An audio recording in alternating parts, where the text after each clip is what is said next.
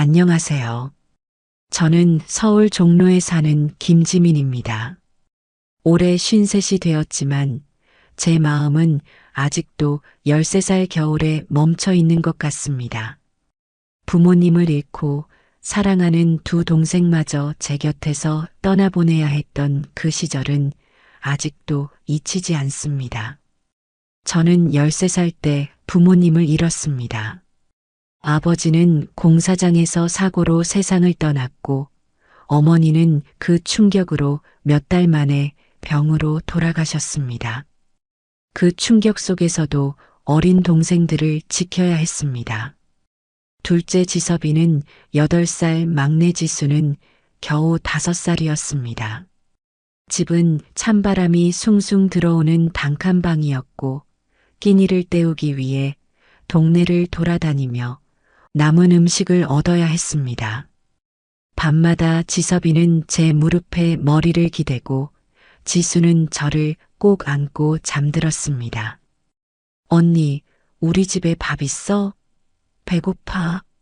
지수의 이런 말이 저를 더 깊은 절망으로 몰아넣었습니다. 부모님이 계셨다면 이 아이들이 이렇게 배고프게 살지는 않았을 텐데 말입니다. 그러던 어느 날 집주인이 문을 두드리며 소리쳤습니다. 언제까지 월세를 밀리게 할 거야? 다음 주까지 못 내면 방을 비워야 해. 그 말을 듣고 저는 아무런 대답도 하지 못했습니다. 그리고 결국 우리는 보육원으로 보내졌습니다. 보육원은 처음에는 다행스러운 곳처럼 느껴졌습니다. 동생들과 함께 따뜻한 방에 누울 수 있었고 하루 세 끼를 먹을 수 있었으니까요. 하지만 그 안정감도 오래가지는 않았습니다. 보육원은 늘 분주했고 새로운 아이들이 계속 들어왔습니다. 그리고 며칠 뒤 선생님이 저를 부르시더니 말씀하셨습니다. 지민아, 너희 동생들을 입양 보내기로 했단다. 좋은 가정에서 더 나은 삶을 살게 될 거야.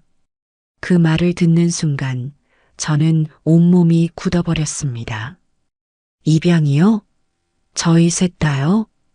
선생님은 고개를 저으며 말했습니다. 아니야, 지민아. 넌 13살이잖니. 입양은 어린아이들만 가능해. 지섭이랑 지수만 좋은 가정으로 보내질 거야. 동생들과 헤어져야 한다는 사실은 제게 너무나 가혹했습니다. 그날 밤 저는 동생들을 끌어안고 잠들지 못했습니다. 지수는 제 품에서 계속 울었고 지섭이는 저를 보며 물었습니다. 우리는 어디로 가는 거야? 같이 갈 수 있지? 저는 대답할 수 없었습니다. 며칠 뒤 입양 당일이 다가왔습니다. 보육원 마당에는 차가 2대 서 있었고 동생들은 한 명씩 차에 타야 했습니다. 지섭이와 마지막으로 눈을 맞추며 말했습니다. 지섭아, 너 동생 잘 챙겨야 해. 너밖에 없어. 지섭이는 굳은 표정으로 고개를 끄덕이며 말했습니다. 알겠어. 근데 왜 누나는 같이 못 와? 우리랑 있으면 안 돼? 저는 떨리는 목소리로 대답했습니다. 나는 나중에 꼭 너희를 찾아갈 거야. 그러니까 걱정하지 마. 막내 지수는 차에 타지 않겠다고 소리치며 치맛자락을 붙잡았습니다. 언니 같이 가자. 나 언니랑 있을래. 그 손을 떼어낼 때의 따뜻한 감촉이 아직도 제 손끝에 남아 있습니다. 지섭이를 태운 차가 먼저 떠났고 그 뒤에 지수가 차에 실려 떠났습니다. 지섭이는 창문 너머로 손을 흔들며 외쳤습니다. 꼭 와야 해. 지수는 울면서 언니 안녕. 꼭 데리러 와야 해. 라고 소리쳤습니다.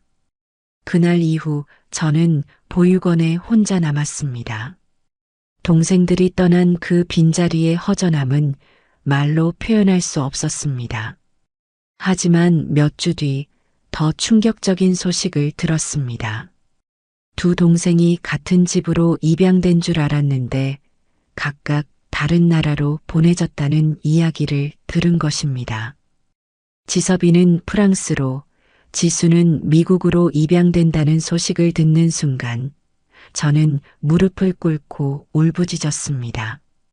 왜 둘을 같은 곳으로 보내주지 않았어요? 어떻게 떨어뜨릴 수가 있어요? 선생님은 죄책감에 차서 대답했습니다. 각각 다른 가정에서 연락이 왔단다. 둘을 함께 보내는 건 현실적으로 어려웠어.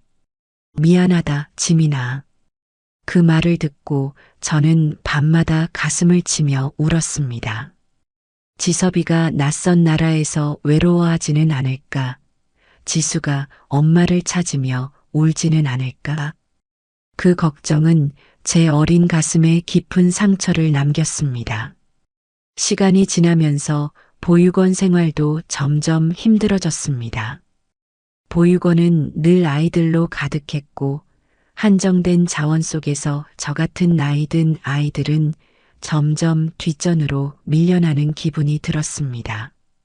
새로 들어오는 어린아이들을 돌보는데 손길이 부족했고 저는 어느새 스스로를 이녀처럼 느끼기 시작했습니다. 13살이라는 나이는 애매했습니다. 학교를 다닐 수도 있었겠지만 당장 생활비를 벌 수 있는 나이가 아니었기에 저는 보육원에서도 어떤 보호를 받지 못하고 방치되기 일쑤였습니다. 하루는 선생님이 저를 부르더니 조심스럽게 말씀하셨습니다. 지민아, 너도 벌써 13살이 됐구나. 학교에 다니는 것도 방법이겠지만 내가 스스로 생활을 꾸릴 방법도 찾아야 할 것 같아. 학교에 가고 싶었습니다. 부모님이 살아계셨다면 당연히 책가방을 들고 등교했겠죠. 하지만 동생들을 보냈다는 죄책감과 책임감은 이미 저를 어른으로 만들었습니다. 저는 선생님께 조심스럽게 물었습니다. 선생님, 만약 제가 학교를 안 가면 어디서 살 수 있을까요? 저도 돈을 벌 수 있을까요? 선생님은 안타까운 눈빛으로 고개를 끄덕이며 말했습니다. 지민아, 그게 쉽지 않겠지만 남대문 시장 같은 곳에서는 내 나이에도 일자리를 구할 수 있단다. 많은 사람들이 거기서 시작하곤 해. 그 말은 제게 불안과 희망을 동시에 안겨줬습니다. 혼자 살아가야 한다는 막막함과 동생들을 찾기 위해 돈을 벌어야 한다는 결심이 뒤섞여 있었습니다.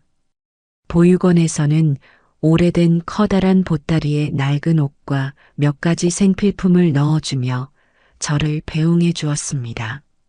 선생님은 작고 얇은 손수건을 쥐어주며 말했습니다. 지민아, 내가 잘 해낼 거라고 믿는다. 힘들겠지만 포기하지 마라. 그렇게 저는 혼자 길을 나섰습니다. 어린 마음에도 눈물이 나올 뻔했지만 동생들이 떠날 때 손을 흔들며 외치던 말을 떠올리며 마음을 다잡았습니다. 꼭 찾으러 갈게. 그러니까 지금 울면 안 돼. 제가 향한 곳은 선생님이 말했던 남대문 시장이었습니다. 보육원에서 멀지 않았지만 그곳은 저에게 완전히 낯선 세계였습니다. 거대한 시장은 상인들의 소리와 활기찬 움직임으로 가득했고 저는 그 안에서 한참을 멍하니 서 있었습니다. 제가 살아남기 위해 어디서부터 시작해야 할지 알 수 없었기 때문입니다. 남대문 시장은 아침부터 활기가 넘쳤습니다. 상인들의 목소리가 시장 골목에 메아리 쳤고 수레를 끌고 다니는 사람들이 분주히 오가고 있었습니다. 저는 시장 입구에 멍하니 서 있었습니다. 세상이 저를 너무 크게 압도하는 것 같았습니다. 13살의 어린 제가 감당하기엔 남대문 시장은 너무 크고 낯설었습니다. 하지만 그 시장은 동생들을 다시 만나기 위해 살아남아야 하는 제게 유일한 희망이었습니다. 그렇게 한참을 서 있던 제게 한 여인이 다가왔습니다. 앞치마를 두르고 손에는 채소 바구니를 든 여인이었습니다. 아가야, 여기서 뭐하고 있니? 혼자야? 저는 고개를 숙인 채 조용히 대답했습니다. 네, 일자리를 구하려고 왔어요. 그 여인은 저를 위아래로 찬찬히 훑어보며 한숨을 내쉬었습니다. 참, 이런 애가 여기까지 와서 무슨 일을 하겠다는 거야. 그 여인은 자신의 가게로 저를 데리고 갔습니다. 이름은 오말자였고 나이는 48이라고 했습니다. 남대문 시장에서 채소를 팔며 혼자 살고 있다고 했습니다. 한참 동안 저를 바라보던 오말자 아주머니는 물었습니다. 부모님은 어디 계시니? 내 나이에 혼자 시장까지 왔다는 게 영 마음에 걸리는구나. 저는 주저하며 제 이야기를 털어놓았습니다.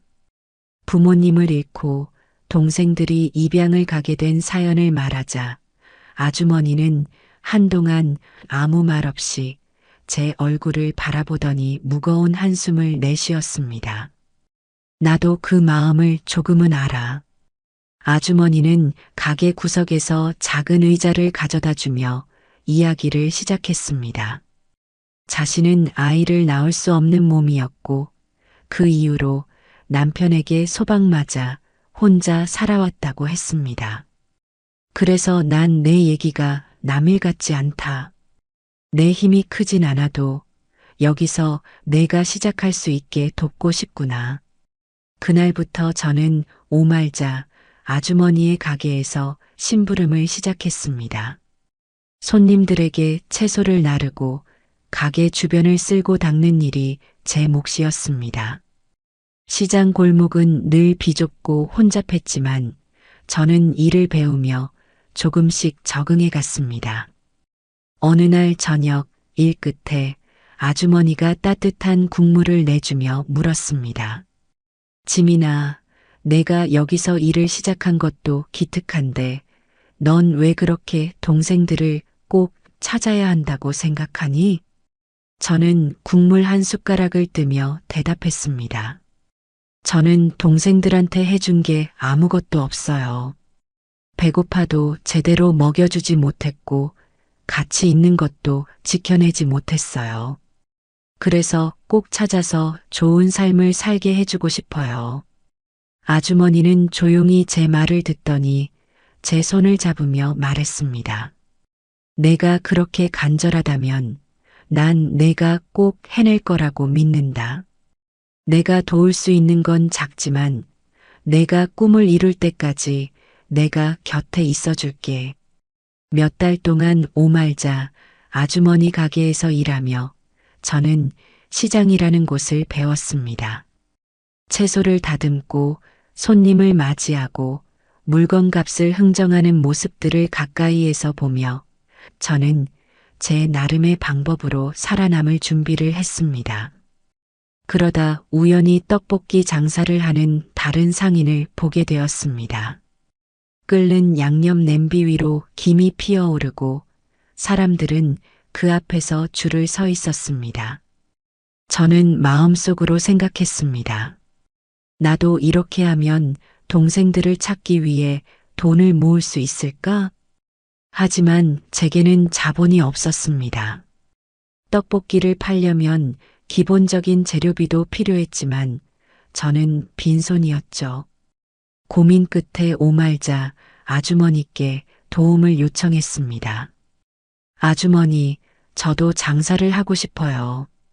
떡볶이를 팔아서 돈을 모으고 싶어요. 하지만 제가 가진 게 아무것도 없어서.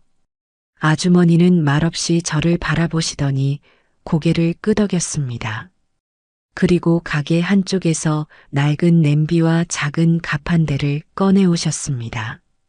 이걸로 시작해봐. 나도 가진 게 많지 않지만 내가 그 간절한 마음으로 한다면 분명 잘 될 거야. 저는 그날부터 새벽마다 시장을 돌며 떡볶이 재료를 하나씩 사들였습니다. 고춧가루, 설탕, 고추장을 조금씩 모아 양념을 만들었습니다. 처음에는 손님이 거의 없었습니다. 지나가는 사람들이 힐끗 보고 그냥 가버리기 일쑤였죠. 하지만 저는 좌절하지 않았습니다. 양념 맛을 조금씩 조정하며 떡볶이를 더 맛있게 만들기 위해 애썼습니다. 조금씩 손님들이 찾아오기 시작했습니다. 한번 먹어본 사람들이 이 떡볶이 참 맛있네 라고 말하며 친구들을 데려왔습니다. 하루하루 떡볶이 냄새 속에서 손님들과 웃으며 지내는 시간이 저에게 새로운 희망을 주었습니다. 오말자 아주머니는 가끔 가게로 찾아와 제 모습을 지켜보셨습니다. 지민아, 내가 이렇게까지 열심히 하는 걸 보면 나도 가슴이 벅차다. 앞으로 더 잘 될 거야. 그 말은 제가 지친 몸을 다시 일으켜 세울 만큼 큰 힘이 되었습니다. 떡볶이 장사를 시작한 지 몇 년이 지났을 때 제 하루는 늘 똑같이 반복되었습니다. 새벽 5시 시장에 도착해 재료를 사는 일로 하루를 시작했습니다. 고춧가루와 떡을 사러 갈 때면 겨울에는 손이 고바왔고 여름에는 땀이 등줄기를 타고 흘렀습니다. 그래도 저는 멈출 수 없었습니다. 동생들을 다시 만나려면 돈을 모아야 했으니까요. 낮이 되면 가게는 손님들로 북적였습니다. 지민 떡볶이라는 이름이 시장 안에서 조금씩 알려지기 시작했지만 저는 고개를 들고 웃는 법이 없었습니다. 손님들이 한 그릇 더 달라고 할 때 저는 고맙다는 말을 하면서도 마음 한구석엔 늘 동생들 생각뿐이었습니다. 가게가 조금씩 자리를 잡아갔습니다. 돈도 모이기 시작했고 첫 번째 목표였던 가게 임대료를 한 번에 낼 수 있었습니다. 그러고도 저는 단 한 번도 새 옷을 사입지 않았습니다. 때로는 시장 아주머니들이 지민아, 이제 장사도 잘 되는데 옷이라도 한 벌 사입어라라고 권했지만 제 손은 늘 저금통으로 향했습니다. 이 돈으로 동생들을 찾을 수 있을지도 몰라. 그 생각 하나로 버텼습니다. 하루는 어깨가 욱신거리고 손목이 퉁퉁 부어올라 제대로 떡을 썰지 못했습니다. 피곤이 겹쳐져 코피를 흘린 적도 있었습니다. 그럴 때면 시장 한편에 앉아 잠깐 숨을 고르며 동생들을 떠올렸습니다. 지서봐, 지수야. 너희도 잘 지내고 있니? 내가 열심히 돈을 모으고 있어. 너희를 찾으려고 이렇게 애쓰고 있어. 조금만 기다려줘. 어느 날 밤 장사를 마치고 재료를 정리하다 우연히 시장 임대 공고를 받습니다. 생각지도 못한 기회가 찾아온 것입니다. 작은 가게 하나쯤 임대해볼까? 그렇게 시작된 작은 점포가 이후 명동에까지 가게를 확장할 수 있는 발판이 되었습니다. 가게가 점점 늘어나고 번 돈으로 남대문 시장과 명동의 상가를 하나둘 사들였습니다. 주변 사람들은 저를 보며 성공했다고 말했지만 제게 성공이란 동생들을 다시 만나는 것이 전부였습니다. 명동에 새로 가게를 열던 날 저는 시장 한쪽에서 홀로 작은 떡국을 끓였습니다. 오늘은 동생들이 좋아하던 떡국을 끓이자. 제 앞에는 앉을 사람도 없었지만 저는 그 떡국을 천천히 먹으며 눈물을 삼켰습니다. 동생들을 찾을 때까지 멈추지 않겠다고 다짐하며 또다시 다음 날 새벽 장사를 위해 잠자리에 들었습니다. 떡볶이 장사를 시작한 지 몇 년이 지났을 때 제 하루는 늘 똑같이 반복되었습니다. 새벽 5시 시장에 도착해 재료를 사는 일로 하루를 시작했습니다. 고춧가루와 떡을 사러 갈 때면 겨울에는 손이 고바왔고 여름에는 땀이 등줄기를 타고 흘렀습니다. 그래도 저는 멈출 수 없었습니다. 동생들을 다시 만나려면 돈을 모아야 했으니까요. 낮이 되면 가게는 손님들로 북적였습니다. 지민 떡볶이라는 이름이 시장 안에서 조금씩 알려지기 시작했지만 저는 고개를 들고 웃는 법이 없었습니다. 손님들이 한 그릇 더 달라고 할 때 저는 고맙다는 말을 하면서도 마음 한구석엔 늘 동생들 생각뿐이었습니다. 가게가 조금씩 자리를 잡아갔습니다. 돈도 모이기 시작했고 첫 번째 목표였던 가게 임대료를 한 번에 낼 수 있었습니다. 그러고도 저는 단 한 번도 새 옷을 사입지 않았습니다. 때로는 시장 아주머니들이 짐이나 이제 장사도 잘 되는데 옷이라도 한 벌 사입어라라고 권했지만 제 손은 늘 저금통으로 향했습니다. 이 돈으로 동생들을 찾을 수 있을지도 몰라. 그 생각 하나로 버텼습니다. 하루는 어깨가 욱신거리고 손목이 퉁퉁 부어올라 제대로 떡을 썰지 못했습니다. 피곤이 겹쳐져 코피를 흘린 적도 있었습니다. 그럴 때면 시장 한편에 앉아 잠깐 숨을 고르며 동생들을 떠올렸습니다. 지서봐, 지수야. 너희도 잘 지내고 있니? 내가 열심히 돈을 모으고 있어. 너희를 찾으려고 이렇게 애쓰고 있어. 조금만 기다려줘. 어느 날 밤 장사를 마치고 재료를 정리하다 우연히 시장 임대 공고를 봤습니다. 생각지도 못한 기회가 찾아온 것입니다. 작은 가게 하나쯤 임대해 볼까? 그렇게 시작된 작은 점포가 이후 명동에까지 가게를 확장할 수 있는 발판이 되었습니다. 가게가 점점 늘어나고 번 돈으로 남대문 시장과 명동의 상가를 하나둘 사들였습니다. 주변 사람들은 저를 보며 성공했다고 말했지만 제게 성공이란 동생들을 다시 만나는 것이 전부였습니다. 명동에 새로 가게를 열던 날 저는 시장 한쪽에서 홀로 작은 떡국을 끓였습니다.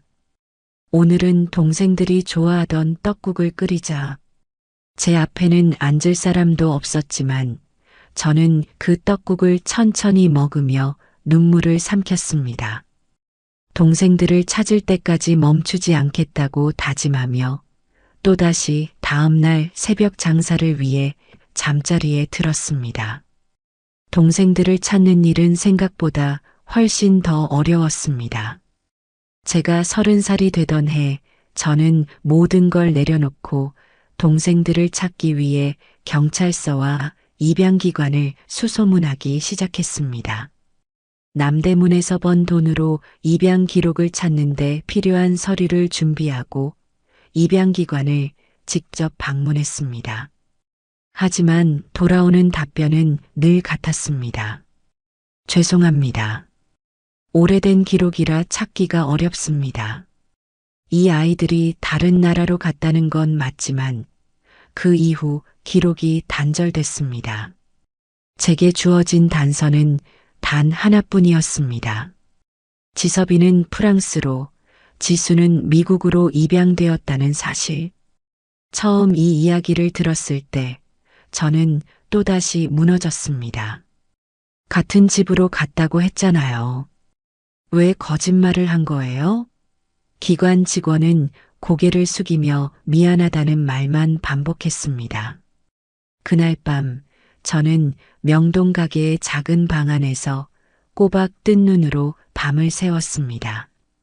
동생들이 각각 낯선 나라에서 얼마나 무서웠을지, 서로를 그리워하며 얼마나 울었을지 상상하니 가슴이 찢어지는 것 같았습니다. 지서봐, 너는 내가 보이지 않아서 얼마나 겁이 났겠니? 지수야, 너는 또 얼마나 외로웠겠어? 혼자 남겨진 저도 무서웠지만 저는 동생들을 더 걱정하며 울고 또 울었습니다. 30년 동안 저는 이렇게 동생들을 찾는 일을 멈추지 않았습니다. 매년 설날마다 떡국을 끓이며 기도했습니다. 지서봐, 지수야, 제발 너희가 무사히 잘 있길 바란다. 내가 꼭 찾으러 갈게. 그러나 현실은 막막하기만 했습니다. 그리고 30년이 흐른 어느 날 기적처럼 한 통의 편지가 도착했습니다. 편지에는 이렇게 적혀 있었습니다. 프랑스에 있는 김지섭 씨와 미국에 있는 김지수 씨가 당신의 동생일 가능성이 높습니다. 그 순간 제 눈에서는 눈물이 터져 나왔습니다. 편지를 손에 쥐고 주저앉아 한참 동안 울었습니다. 드디어 너희를 찾았다. 이제 다시 만나러 갈 거야. 기다려줘. 그렇게 저는 40년을 기다린 동생들과의 재회를 위한 첫걸음을 내디딜 수 있었습니다. 설날 아침 서울의 하늘에서는 눈발이 흩날리고 있었습니다. 저는 부엌에서 떡국을 끓이며 마음을 다잡고 있었습니다. 지섭이랑 지수야, 정말 너희를 만날 수 있는 걸까? 그 생각만 해도 손이 떨려 국자를 제대로 들 수가 없었습니다. 40년을 기다렸지만 동생들을 만나는 건 설렘과 동시에 두려움도 안겨주었습니다. 초인종이 울렸습니다. 문 앞에서 서성이는 발소리가 들리자 제 심장은 터질 듯 뛰었습니다. 문을 열었을 때 그곳에는 지섭이와 지수가 서 있었습니다. 지섭이는 키가 훤칠했고 프랑스 농촌에서의 고된 삶이 묻어나는 거칠어진 손과 검게 그을린 피부를 하고 있었습니다. 지수는 반듯하게 서 있었지만 어딘가 경계심 어린 눈빛을 하고 있었습니다. 언니 맞죠? 지수는 서툰 한국어로 그렇게 말하며 어색하게 미소를 지었습니다. 저는 그 순간 말이 나오지 않았습니다. 그저 동생들을 끌어안고 울었습니다. 미안해, 너무 늦었지. 미안해, 정말 미안해. 지섭이는 처음에는 몸을 굳힌 채 있었지만 이내 저를 끌어안으며 말했습니다. 누나, 우리 이렇게 다시 만날 줄 몰랐어요. 집 안에 들어와 세 사람은 마루에 둘러앉았습니다. 떡국 한 그릇씩을 놓아두고도 누구 하나 먼저 수저를 들지 못했습니다. 저는 동생들의 얼굴을 찬찬히 살폈습니다. 세월이 흘렀지만 8살 지섭이와 5살 지수가 떠오르는 듯 했습니다. 조심스럽게 물었습니다. 너희들 그동안 어떻게 지냈니? 지섭이는 프랑스 농촌에서 자랐던 이야기를 꺼냈습니다. 양부모님은 좋은 분들이었어요. 하지만 우리 집은 늘 가난했어요. 아침부터 저녁까지 농장에서 일했는데 돈이 부족해서 중학교를 졸업하고는 바로 농사를 도와야 했어요. 부모님은 저를 사랑하셨지만 항상 뭔가가 비어있는 느낌이었어요. 어릴 적에 누나랑 지수랑 함께했던 기억 때문인지 늘 가족이 그리웠어요. 지섭이는 말을 이어가며 손을 가만히 내려다보았습니다. 혼자 낯선 나라에서 처음 몇 년은 정말 무서웠어요. 하지만 누나랑 지수가 잘 지내고 있을 거라고 생각하며 버텼어요. 지수는 이야기를 시작하며 잠시 뜸을 들였습니다. 저는 5살 때 입양 갔으니까 한국에 대한 기억이 거의 없어요. 양부모님은 미국 사람들이었고 저를 친자식처럼 키우셨지만 늘 어딘가에 끼지 못한다는 기분이 들었어요. 지수는 떡국을 가만히 바라보며 말했습니다. 양부모님은 제가 한국인이라는 걸 숨기고 싶어 했어요. 그래서 저는 제가 미국 사람이라고 믿으며 살았어요. 그런데 마음 한구석에는 항상 무언가 잃어버렸다는 생각이 들었어요. 저는 동생들의 이야기를 들으며 가슴이 찢어지는 것 같았습니다. 언니가 지켜줬어야 했는데 미안해. 정말 미안해. 지수는 고개를 저으며 말했습니다. 아니에요, 언니. 우리 다 힘들었잖아요. 언니도 혼자 얼마나 무서웠겠어요? 지수의 그 말에 저는 손을 벌벌 떨며 수저를 들어 떡국을 한 입 먹었습니다. 저는 동생들에게 다시 다짐하듯 말했습니다. 이제 우리 다시 시작하자. 다시는 헤어지지 말자. 지섭이는 고개를 끄덕이며 말했습니다. 누나, 우리가 이렇게 만났으니까 이제 뭐든 다 할 수 있을 것 같아요. 그날 밤 세 사람은 설날의 떡국을 함께 먹으며 긴 세월의 상처를 조금씩 메워갔습니다. 과거의 슬픔은 컸지만 우리는 서로에게 위로가 되어주며 다시 가족으로 연결되었습니다. 동생들과 재회한 이후 제 삶은 완전히 달라졌습니다. 40년 동안 혼자였던 제 곁에 다시 가족이 생겼다는 사실이 믿기지 않았습니다. 설날 저녁 저는 조심스럽게 동생들에게 제 이야기를 꺼냈습니다. 나는 지금 남대문과 명동에 몇 군데 상가를 가지고 있어. 이제는 걱정 없이 살 만큼 돈도 모았고 동생들한테도 꼭 도움을 주고 싶어. 너희들이 힘들게 살아온 만큼 앞으로는 내가 다 채워줄게.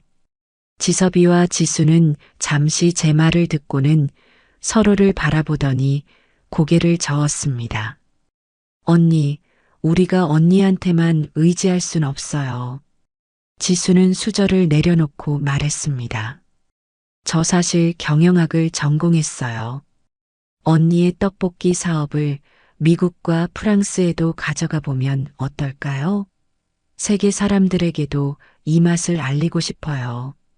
그 말에 저는 잠시 멍해졌습니다.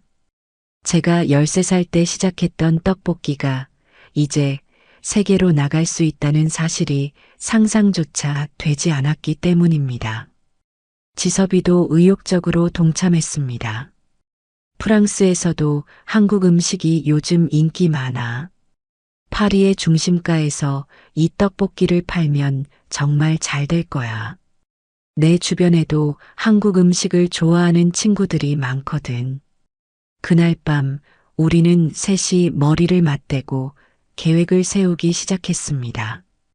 지수는 미국 시장에서의 브랜드화와 온라인 마케팅 전략을 담당하기로 했고, 지섭이는 프랑스에서의 점포 개설과 현지화 작업을 맡기로 했습니다. 저는 국내에서의 생산과 물류를 책임지기로 했습니다. 브랜드 이름은 삼남매 떡볶이로 했습니다. 브랜드 이름을 정할 때도 많은 이야기가 오갔습니다. 언니, 그냥 우리 이름 그대로 삼남매 떡볶이라고 하자. 이 이름에는 우리가 다시 만난 이야기가 담겨 있으니까. 지수의 그 제안에 우리는 모두 고개를 끄덕였습니다. 삼남매가 함께 만든 떡볶이. 우리만의 이름이 담긴 이 브랜드가 곧 가족의 상징이자 우리의 꿈이 되었습니다. 지수는 미국에서 대형 온라인 마케팅 플랫폼과 협력하며 삼남매 떡볶이라는 브랜드를 미국 전역에 알렸습니다. 그녀의 전략은 간단하면서도 강렬했습니다. 한국의 설날, 그리고 가족의 따뜻한 한 끼. 삼남매 떡볶이와 함께 하세요. 이 메시지는 미국인들에게 깊은 공감을 불러일으켰습니다. 지수는 SNS를 통해 한국 음식 문화를 소개하며 떡볶이를 가족의 음식으로 자리 잡게 했습니다. 한편 지섭이는 프랑스에서 현지인들에게 맞는 맛을 개발했습니다. 프랑스식 허브와 소스를 약간 가미한 삼남매 떡볶이 프랑스 에디션은 파리에서 큰 인기를 끌었습니다. 지섭이는 직접 가게 앞에서 손님들과 이야기를 나누며 브랜드의 이미지를 쌓아갔습니다. 이 음식은 제 가족의 이야기예요.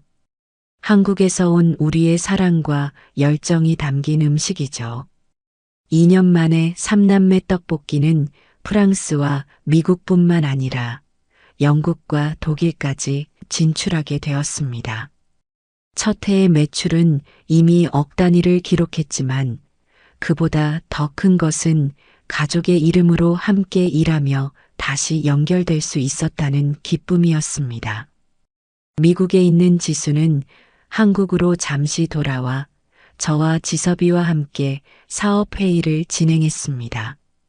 명동의 본사에서 만난 세 사람은 서로의 성과를 축하하며 이야기했습니다. 언니, 지섭 오빠랑 저랑 이제 언니처럼 억만장자가 됐어요. 우리 정말 대단하지 않아요? 지수는 장난스럽게 말했지만 그 눈빛에는 진심으로 언니를 존경하는 마음이 담겨 있었습니다. 지섭이는 잔을 들어올리며 말했습니다. 우리가 이렇게까지 올 수 있었던 건 모두 누나 덕분이에요. 누나가 그때 포기하지 않고 우리를 찾았기에 우리가 이렇게 다시 가족으로 살 수 있는 거잖아요. 저는 잔을 들며 대답했습니다. 아니야, 너희 둘 덕분이야. 내가 살아온 인생의 가장 큰 성공은 너희들을 다시 만난 거야.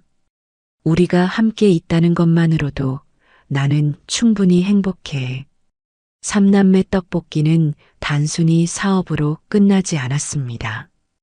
우리는 번 돈의 일부를 보육원과 입양기관에 기부하며 가족의 사랑을 잃은 아이들에게 더 나은 미래를 선물하기로 했습니다.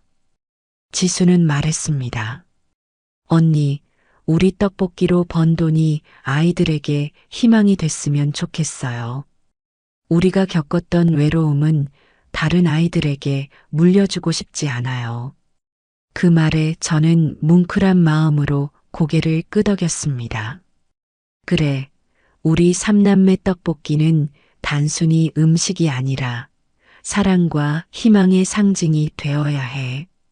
우리는 함께 걸어왔던 길을 돌아보며 설날 저녁 다시 떡국을 끓였습니다.